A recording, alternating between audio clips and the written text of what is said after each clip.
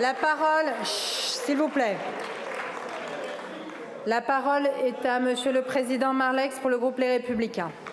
Merci, Madame la Présidente. Madame la Première ministre, une fois de plus, une fois de trop, le terrorisme islamiste a frappé notre pays. Une fois de plus, 3 ans après la mort de Samuel Paty, nous voilà réduits à pleurer la disparition d'un enseignant, admirable de courage, Dominique Bernard, que la République aurait dû protéger.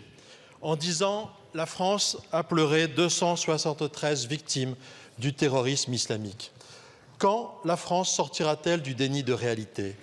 Quand la France prendra-t-elle enfin la mesure de la gravité de la crise? Ne sommes-nous là que pour nous lever et compter les minutes de silence? Non, nous sommes ici pour donner à la France les moyens d'agir face à cette barbarie. C'est un combat digne de notre histoire et de nos valeurs. Non, Monsieur Darmanin, votre texte n'aurait rien empêché. Il aurait juste permis que le terroriste d'Arras soit le 120 millième destinataire d'une OQTF non exécutée. Mais vous ne prévoyez rien pour faciliter l'expulsion des individus dangereux avant qu'ils ne passent à l'acte. Quand allez-vous admettre que ce n'est pas en changeant 3 alinéas dans le Code de séjour des étrangers que nous allons reprendre le contrôle de notre politique migratoire? Parce qu'en fait, ce n'est plus la loi qui décide, ce n'est pas le ministre qui décide. Tous ceux qui sont passés par le ministère de l'Intérieur le savent, en matière d'expulsion des étrangers, c'est le juge qui a le dernier mot. C'est le juge qui, sous couvert d'interpréter les traités, ordonne que tant d'OQTF soient relâchés dans la nature. C'est le juge qui crée des obligations nouvelles pour nous empêcher d'expulser, obligations qui s'imposent à la représentation nationale et bafouent la volonté du peuple souverain.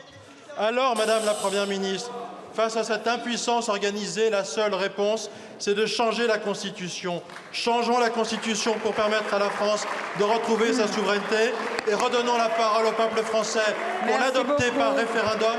Voilà ce qu'attendent... Monsieur le Président. Merci beaucoup. La parole est à Madame la Première ministre. Merci Madame la Présidente, Mesdames et Messieurs les députés, Monsieur le Président Marlex. S'il vous plaît. Face au terrorisme islamiste qui a frappé notre pays vendredi, nous avons le devoir d'être à la hauteur. Être à la hauteur, c'est ne rien céder à la haine, faire bloc et faire vivre notre cohésion nationale et notre unité. Mais être à la hauteur, c'est aussi lutter fermement contre le terrorisme. Aujourd'hui, la menace est forte. L'attentat hier à Bruxelles nous le rappelle.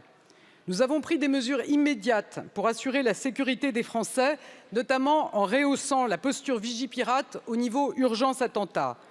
Nous serons impitoyables, avec notamment une attention particulière pour les étrangers radicalisés. 900 ont déjà été expulsés depuis 2017.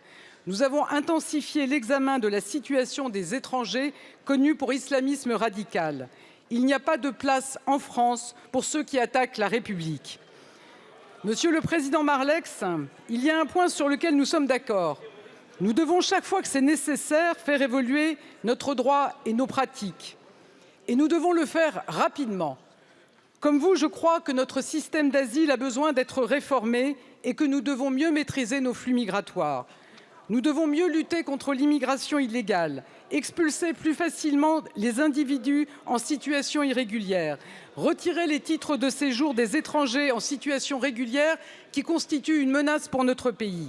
Ce sont certains des objectifs du projet de loi immigration porté par le ministre de l'Intérieur, sur lequel nous voulons continuer à travailler avec vous et avec tous ceux qui veulent répondre aux défis migratoires.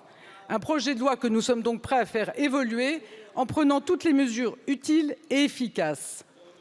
Efficacité, fermeté et cohésion nationale, voilà le sens de la politique que nous portons. Voilà comment nous apporterons des réponses aux défis devant nous sans jamais rien céder sur nos valeurs. Je vous remercie. Je vous remercie, Madame la Première ministre.